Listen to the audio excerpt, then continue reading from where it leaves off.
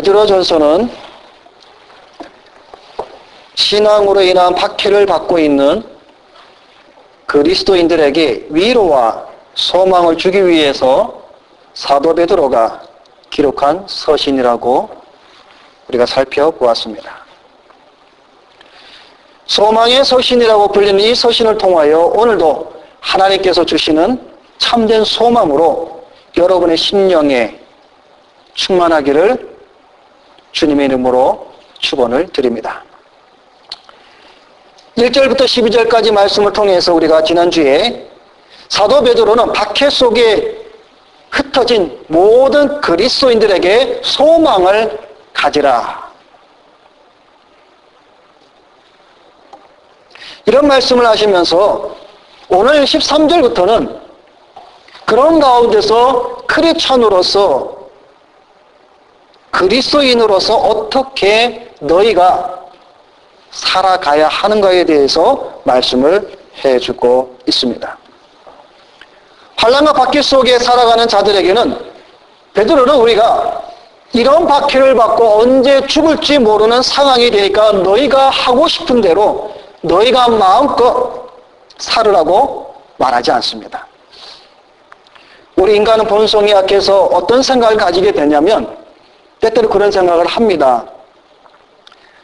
우리가 이런 매스컴을 통해서 보면 종말론에 대해서 막 이슈가 될 때에 사람들이 어떤 행동을 합니까?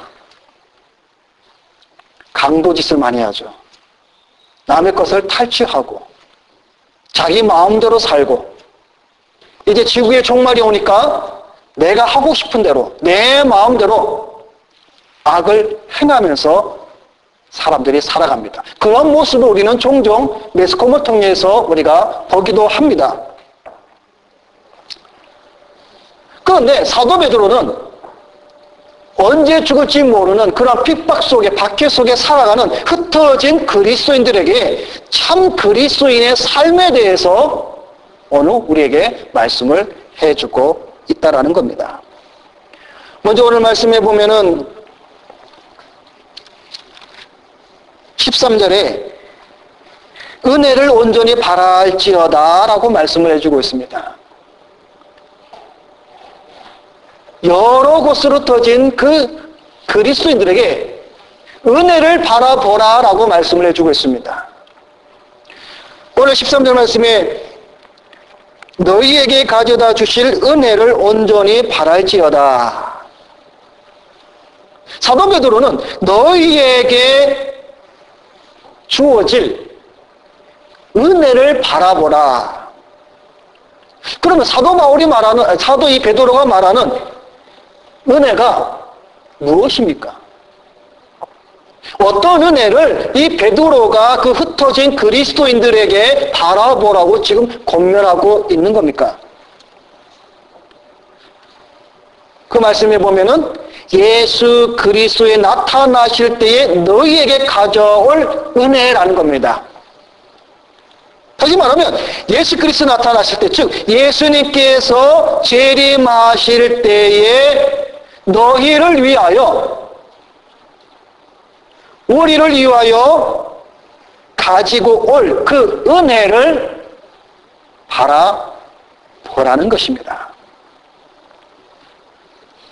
그러면 예수 그리스도께서 재림하실 때에 우리에게 가져다 줄 은혜가 무엇인가 하는 겁니다. 과연 어떤 은혜를 가져오시기에 사도 베드로는 그 은혜를 바라보라고 말씀을 해주고 있는가 하는 것입니다. 이 부분에 대해서는 지난주에 우리가 말씀을 보았던 말씀들에 포함이 되어 있습니다. 우리 4절 말씀을 보면 썩지 않고 더럽지 않고 쇠하지 아니하는 기업을 있게 하시나니 곧 너희를 위하여 하늘에 간직하신 것이라. 지금 사도 베드로가 첫 번째로 말씀하시는 그 은혜는 뭐냐면 바로 기업입니다.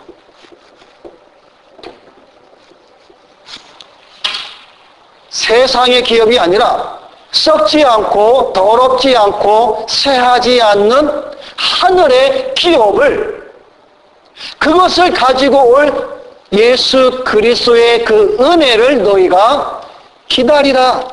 그 은혜를 바라보라 라고 말씀을 해주고 있습니다. 여기서 우리 한번 잠깐 생각해 보도록 하겠습니다. 지금 지금 이 베드로가 편지 서신을 쓰고 있고 이 서신을 받는 자들이 누구냐면 고향을 떠나서 친척집을 떠나서 정말 타 지방에 가서 핍박과 고난과 가난 속에서 살아가고 있는 모든 크리스천들에게 지금 이 사도 베드로는 하늘의 기업을 바라보라고 말씀해 주고 있다는 겁니다. 어떻게 보면 지금 그들에게는 더 현실적으로 위로와 공면이 필요합니다. 하나님께서 지금 너희에게 이런 것을 축복해 주겠다.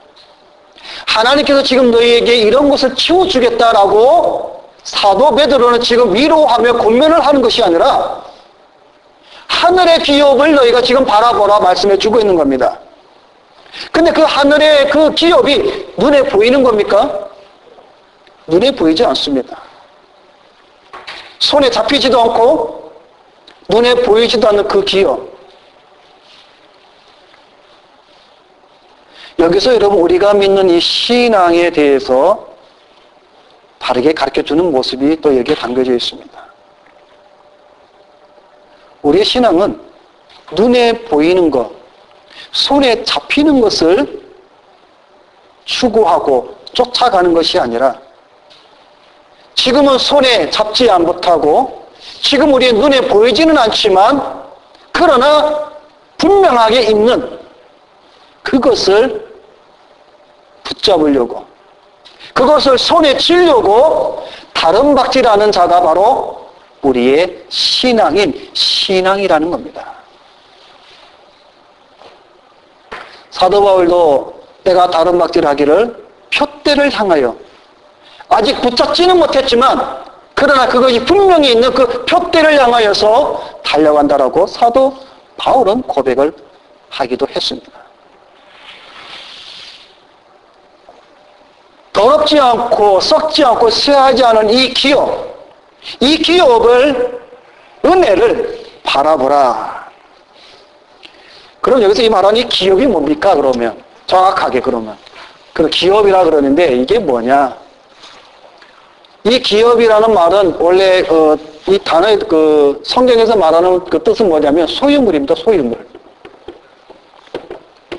소유물인데 성경에서 우리에게 주시고자 하는 그 소유물의 의미는 뭐냐면 바로 하나님의 나라입니다. 또 영생, 또 구원,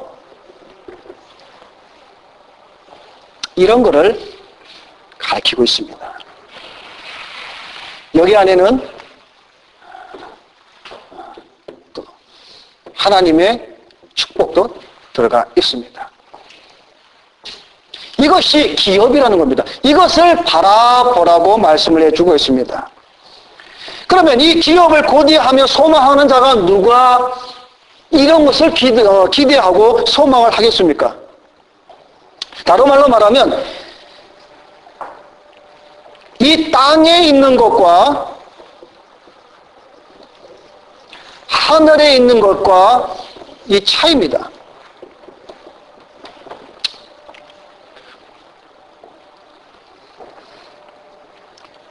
다시 말해서 눈에 보이지는 않지만 영원한 그 기업을 바라보는 자들은 누가 그것을 바라보냐면 세상에 미련이 없는 자들입니다.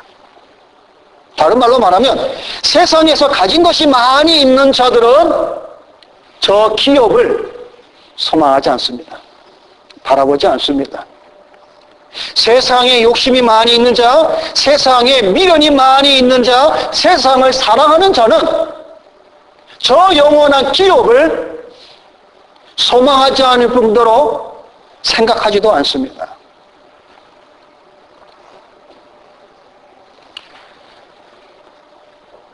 우리 앞서 모든 믿음의 선진들은 이 기업을 바라보았습니다. 여러분, 아브라함도 우리가 성경에 보면은 이렇게 말씀을 해주고 있습니다. 아브라함은 하나님이 계획하시고 지으실 터가 있는 성을 바라보았다라고 말씀을 해주고 있습니다. 벌써 4,000년 전에 초창기에 살았던 아브라함조차도 저 기업을 바라보았다라고 말씀해주고 있습니다. 그리고 히브리서 11장에 보면은 우리 모든 그 믿음에 나오는 그 선진들이 그 기업을 멀리서 보고 환영했다라고 말씀을 해주고 있습니다. 여러분 대단하지 않습니까? 믿음으로 아벨, 노아, 에녹, 삼손, 기드온, 바락, 두보라, 모세, 아브라함, 사라, 이삭, 야곱, 이런 모든 믿음의 선진들이 멀리서 이 기업을 바라보고 환영했다라고 말씀을 해주고 있습니다.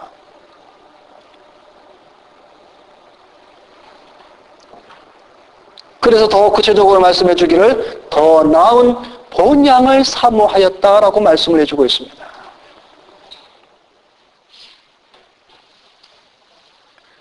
지금 사도 베드로는 박해 속에 흩어져 있는 그리스도인들에게 썩지 않고 더럽지 않고 쇠하지 않은 이 기업을 예수 그리스도가 재림하실 때에 너희에게 가져다 줄 그 은혜를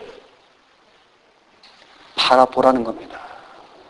여러분, 이게 참 신앙입니다.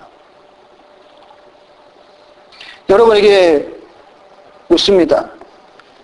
여러분에게서 지금 이 썩지 아니하고 더럽지 않고 쇠하지 아니하는 이 기업을 받기 위한 소망이, 그 간절함이 여러분에게 있습니까? 이 세상의 기업이 아니라 영원한 기업.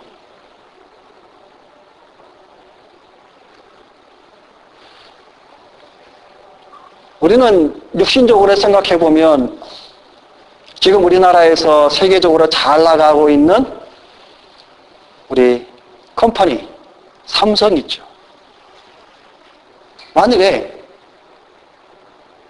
여러분이 그 삼성이라는 그 컴퍼니의 그 기업을 여러분이 유산으로 받는다면 여러분 얼마나 좋겠습니까? 그죠?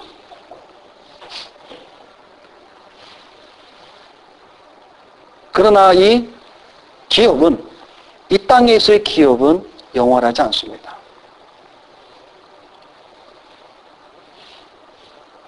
유한합니다. 그 기업은 언젠가는 사라질지도 모릅니다. 또는 여러분이 먼저 이 땅에서 삶을 마칠지도 모릅니다. 결국 무엇입니까? 그 이 땅에서의 기업은 여러분에게 있어서 영원한 것이 아니라는 겁니다. 그러나 지금 사도 베드로가 말씀해주고 있는 이 영원한 기업은 썩지 않고 쇠하지 않는다라고 말씀을 해주고 있습니다. 이 기업을 소망으로 오늘 우리에게 말씀을 해주고 있는 겁니다.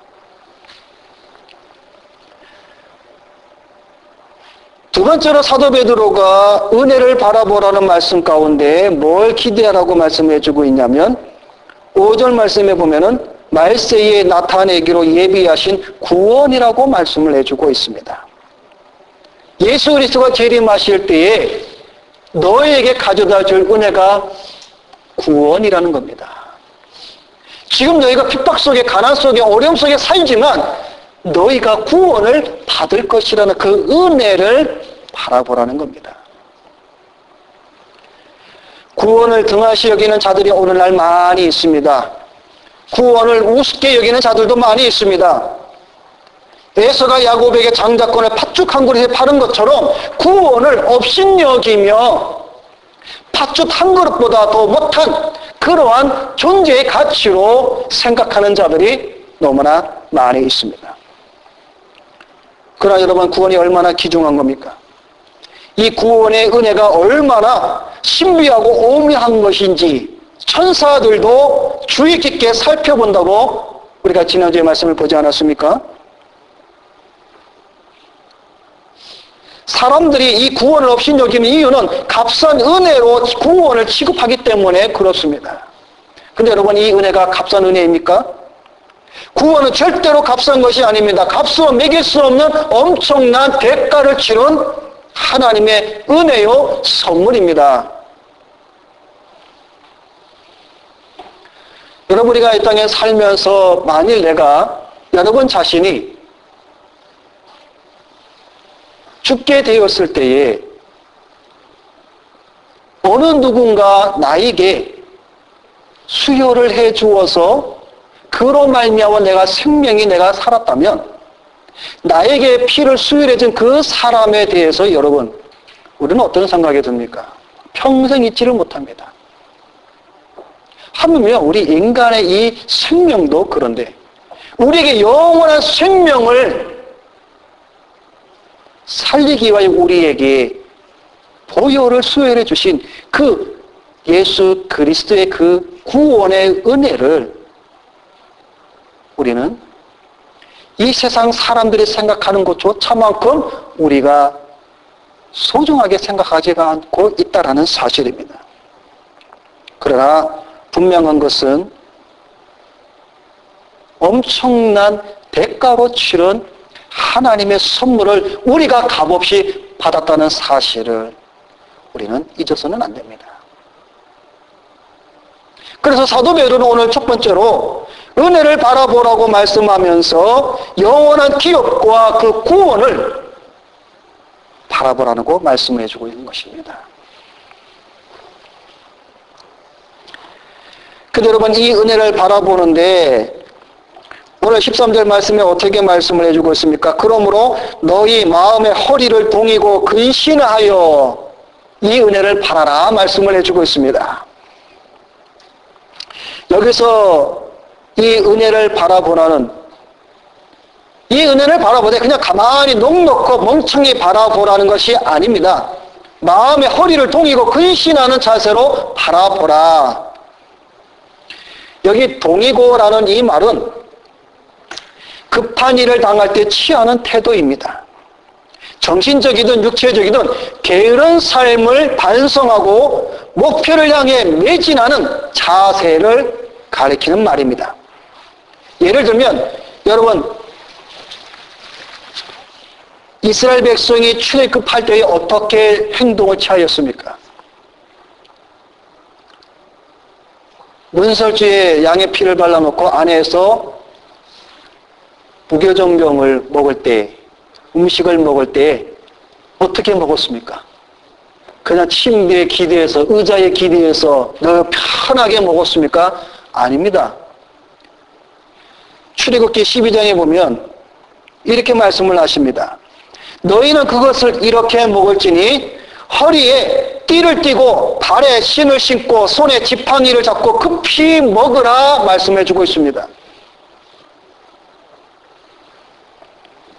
그리고 이 동이고라는 이 말의 뜻이 예수님께서도 사용을 하셨는데 누가복음 12장 35절에 보면 종들이 취하여야 될 자세를 설명하는 가운데 이렇게 말씀을 해주고 있습니다. 허리에 띠를 띠고 등불을 켜고 서 있으라.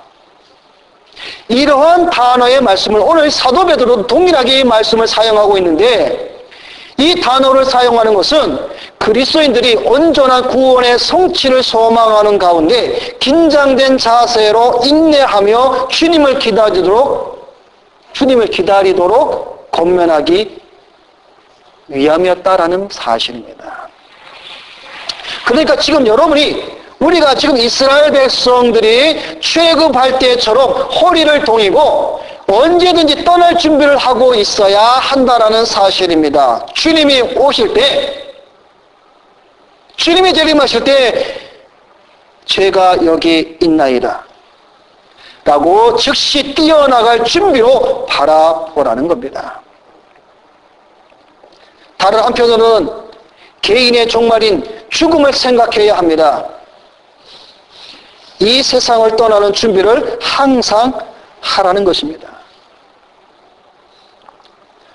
여러분 창세기를 보면 롯의 아내가 그 소돔과 고모라 성이 멸망을 당할 때에 이제 도망쳐 나가잖아요.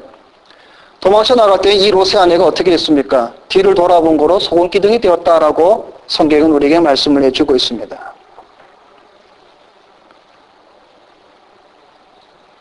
세상에 미련을 두고 세상에 욕심이 있고 욕망이 있고 세상을 향한 그 사랑이 있는 저는 이 영원한 기업, 이 구원에 대해서 전진하지 못합니다. 그러기에 참된 성도는 마음의 허리를 동이고 근신하여 나가야 한다라는 사실입니다. 우리 학생들 근신이라는 말이 무슨 말인지 모르죠.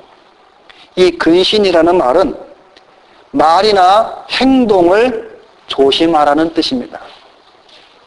그러니까 말과 행동에 조심하고 긴장하며 인내하면서 신앙생활을 하라는 겁니다. 그게 참된 성도의 은혜를 바라보며 박해 속에서 살아가는 자들의 참된 크리스찬의 삶의 모습이다라는 사실을 지금 사도 베드로는 오늘 우리에게 말씀을 해주고 있습니다. 두 번째는 사도 베드로는 오늘 우리에게 15절 말씀해 보면 16절과 오직 너희를 부르신 거룩한 자처럼 너희도 모든 행실에 거룩한 자가 되라 기록하였으되 내가 거룩하니 너희도 거룩할지어다 하셨느니라. 여러분이 원래 이 거룩이라는 말은 하나님께만 쓰이는 성품입니다. 모든 피조물과는 완전히 다르게 구별되며 사용하는 단어가 이 거룩입니다. 그래서 여러분 이 거룩은 어떤 뜻이 있냐면은 정결하다, 성결한 뜻이 있는데 성경에서 우리에게 주시는 그 뜻은 이 거룩은 구별입니다. 또는 분리된 것. 그래서 여러분 성경을 볼 때에 거룩이라는 말이 나올 때에 항상 여러분이 머리에 생각할 것은 뭐냐? 구별된 것, 분리된 것이라는 뜻이 거룩이라는 겁니다. 그러면 무엇으로부터 구별과 분리가 된 거냐면 죄로부터, 더러움으로부터, 세상으로부터 구별되고 분리된 것이 거룩이라는 말입니다.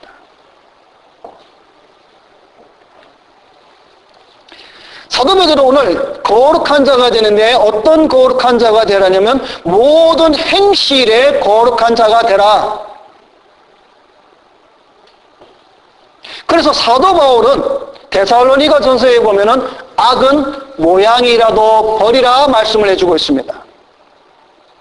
그 말을 직설적으로 이렇게 해서 직역을 하게 되면 모든 종류의 악을 단절해버리라.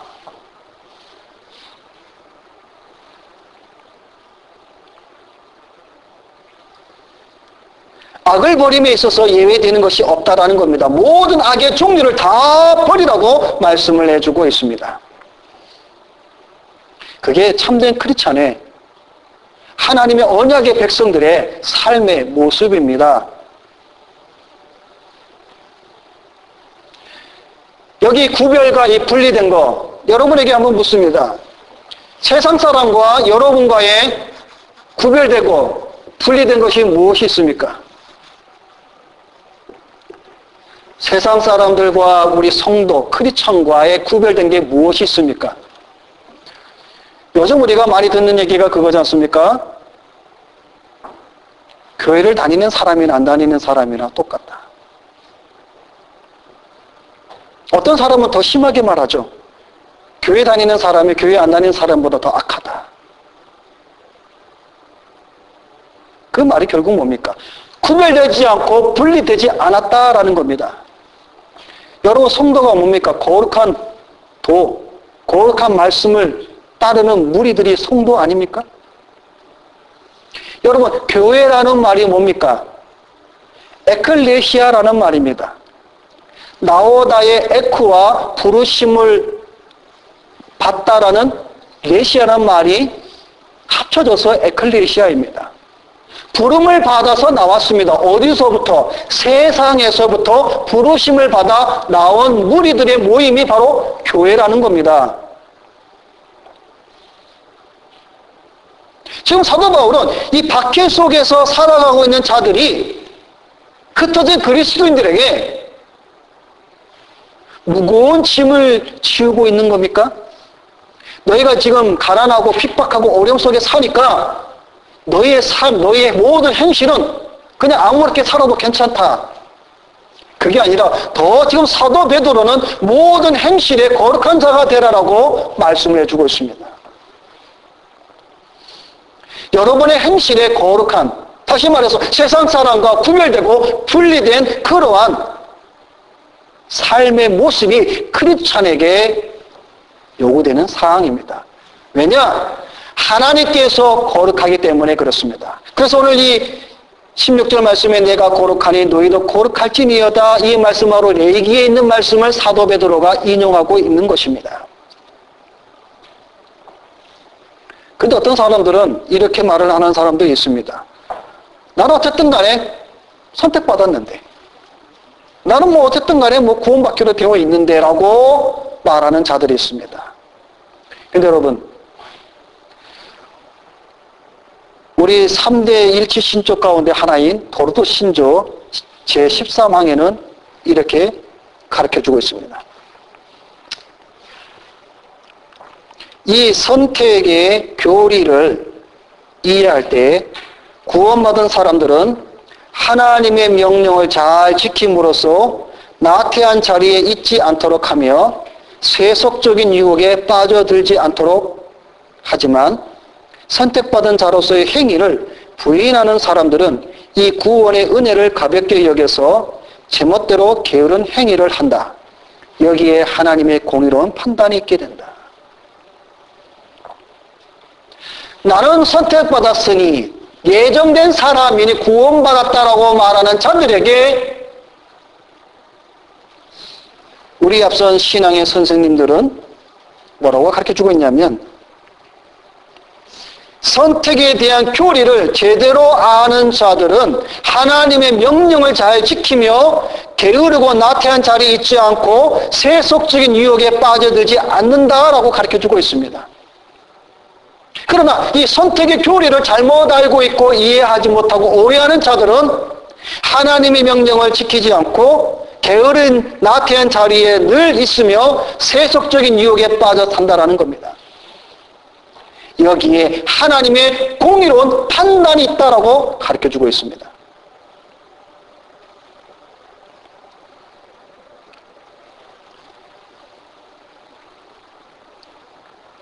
모든 행실에 사도 바울의 말씀처럼 또한 악은 어떤 종류라도 버려야 합니다.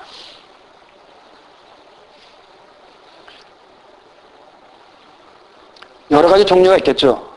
맞습니다. 악은 모양이라도 버려라. 이교적인 풍습. 우리가 여호수아 말씀을 우리가 공부할 때 우리가 배웠습니다. 모세가 여호수아를 통하여서 이스라엘 백성들에게 전한 말씀이, 너희가 이제 가나안 땅, 약속의 땅에 들어갈 때에 너희가 행하지 말아야 될 것, 그들의 이방 풍속의 문화를 쫓지 말고 이방 사람들과 결혼하지 말고 우상을 섬기지 말라.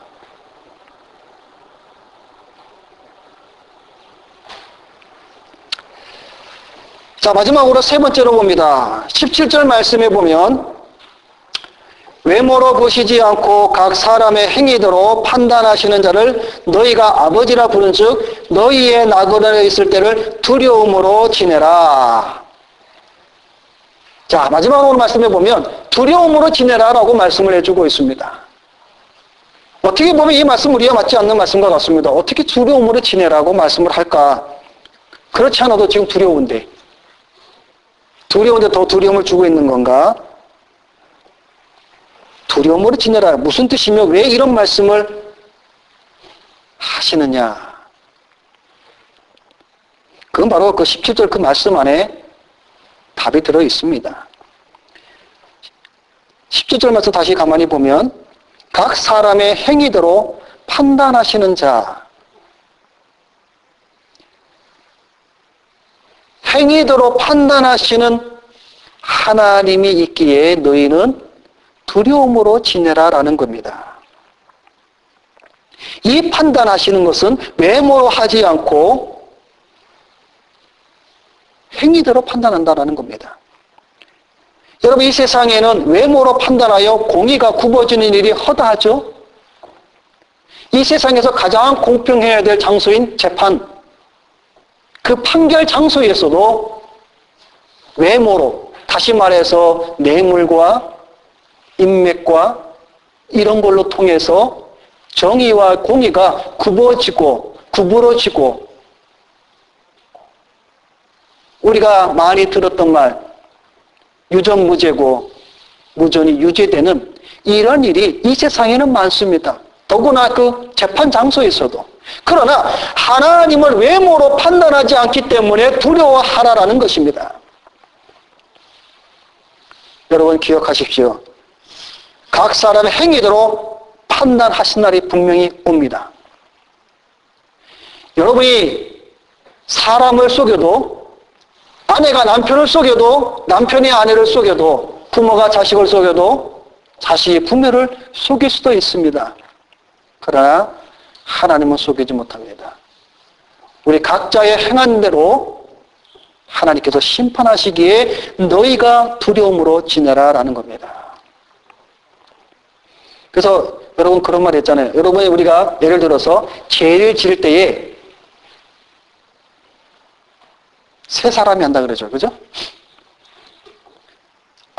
세상 사람 아무도 몰라도 세 사람은 세 가지는 안다 그러잖아요. 그죠? 첫째는 자기가 알잖아. 자기가 죄지니까.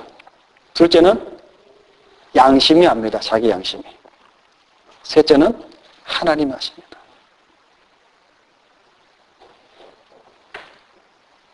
우리가 죄를 질 때 세상 사람 다 몰라도 이 세 가지는 알아요.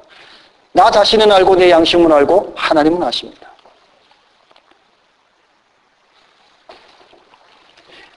그럼 우리가 이렇게 살아갈 이유가 뭡니까? 오늘 성경 말씀에 보면 너희가 이러한 헛된 망명된 행실에서 구속된 것은 예수 그리스도의 보배로운 피로 말미암아 구원받은 자이며 23절 말씀에 너희가 거듭난 자이기 때문에 하나님을 그리스도로 말미암아 믿는 자들이기 때문에 너희는 은혜를 바라보며 거룩하며 두려움으로 이 세상에서 박해를 받는 동안에 너희가 나그네로 지내라. 오늘 사도 바울은 우리에게 이렇게 말씀을 해주고 있는 겁니다. 말씀을 맺습니다. 오늘 우리는 이 박해받는 자들처럼 그런 박해는 받고 있지는 않지만 그러나 또 한편으로는 우리는 평안함 속에서 우리는 이 사도 베드로가 오늘 우리에게 주시는 이 말씀이 우리에게도 동일한 말씀으로 다가온다는 사실입니다. 우리가 이 땅에서 핍박과 고난과 또 삶의 어려움이 올 때마다 사실 우리가 더 우리 영혼 깊숙한 곳에서 솟아오르나 나오는 것이 뭐냐면 하나님의 나라가 더 커져야 됩니다. 사실은. 우리가 육신이 아프고 이 삶의 고통과 눈물이 많을 때마다 우리는 하늘에 더 많은 소망을 두어야 됩니다. 왜? 그곳에는 눈물이 없고 애통하는 것이나 애곡하는 것이 다시 있지 아니하는 그곳입니다. 우리가 영원히 구하는 것입니다. 그 은혜를 바라보시고 참 크리스천으로서 모든 행실의 거룩함과 우리의 행위를 판단하시는 그 하나님의 눈에 우리가 날마다 서 있다는 사실을 아시고 우리가 참된 믿음의 크리스천으로 이 세상 나그네로 살아가는 저와 여러분들이 이러한 소망을 가지고 믿음으로 우리 주의 그 재림에 하실 그 날을 기다리며 사도 요한의 고백처럼 아멘 주 예수여 오시옵소서라고 고백하시는 여러분이 되시기를 주님의 이름으로 부탁을 드립니다. 기도하겠습니다.